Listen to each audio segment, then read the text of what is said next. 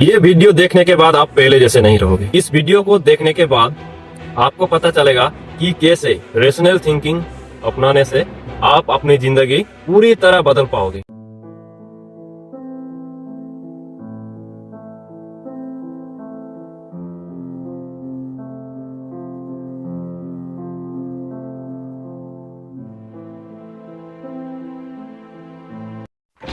एक अंधेरा कमरा, कमरे में बिखरी हुई चीजें, छत से टपकता हुआ पानी, टेबल पर ढेर सारे किताबें और आंखों में एक डर।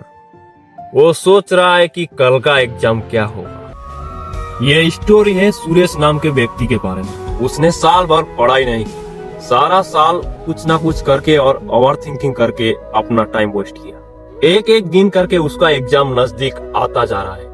वो सोच रहा है कि एग्जाम कैसे निकालूं।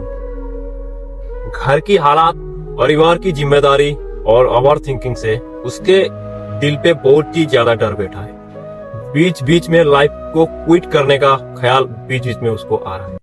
ये कहानी सिर्फ सुरेश की ही नहीं, हम में से एक बहुत सी पर्सन को ये फेस करना पड़ता है।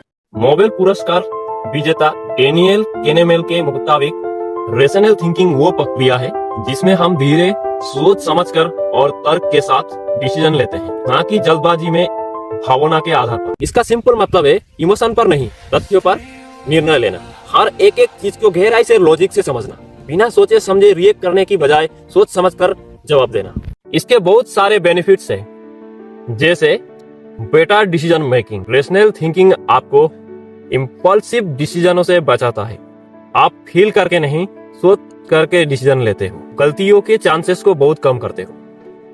एग्जाम्पल के लिए, एग्जाम के पहले दिन पैनिक करने के बजाय आप स्मार्ट स्ट्रेटेजी बनाओगे। इम्पोर्टेंट जितने भी टॉपिक है उसको रिवाइज करते जाओगे। दूसरा चीज है over thinking control. Over thinking एक ऐसा लूप है जो बिना बजाय बहुत सारा स्ट्रेस देता है। रेशनल थिंकिंग बोलता है प्रॉब्लम क्या है और उसका सॉल्यूशन क्या होगा। स्ट्रेस और एंजाइटी कम होता है।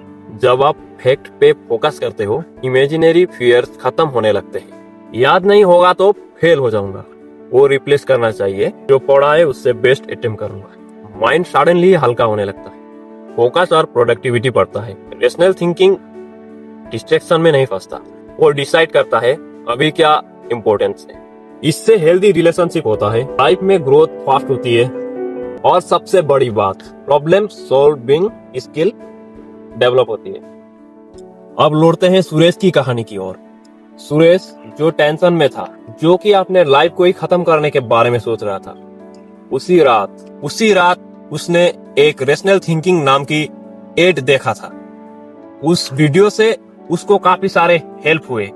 उसने अपनी प्रॉब्लम्स को टटोला तो उसको धीरे धीरे आंसर मिलना शुरू हो गया। उसने अपने आप को ही एनालिसिस किया। साल भर मैंने पढ़ा नहीं तो मुझे कैसे सारे चीज याद होंगे। उसने प्रॉब्लम को डीपली जाके एनालिसिस किया।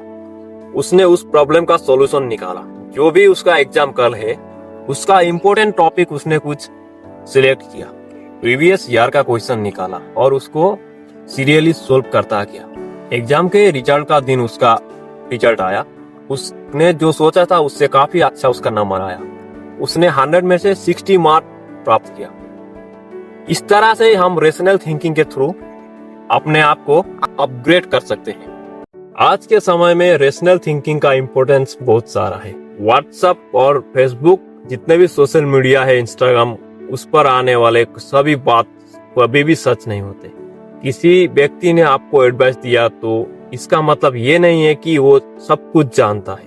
हर एक इंसान इंडिविजुअली अलग अलग होता है। एक क्रिकेटर से आप ये सवाल नहीं कर सकते हो कि आपके पेट में या सर पे क्या बीमारी है, और उसी तरह ही एक डॉक्टर से आप ये नहीं पूछ सकते हो कि एक क्रिकेटर की तरह हेलीकॉप्टर शॉट कैसे लगाए। इसीलिए ही रेशनल थिंकिंग की जरूरत होती है। इकोनॉमिक्स में भी आप जब भी कोई कॉन्सेप्ट पढ़ते हो, उसमें पहला लाइन ही लिखा होता है, कंज्यूमर शुड बी रेशनल। इसलिए रेशनल बनो। कभी किसी भी बिलीफ को अपने ऊपर हावी मत होने दो।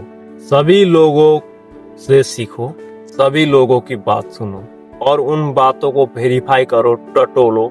रेशनल थिंकिंग करने वाला व्यक्ति हमेशा ही अपने जीवन को बेहतर कर सकता है। आज का वीडियो कैसा लगा आप कमेंट सेक्शन में जाकर लिखिए। मैं इसी तरह का वीडियो हर एक हफ्ते में देने की कोशिश करूंगा। तब तक के लिए नमस्कार, जय हिंद।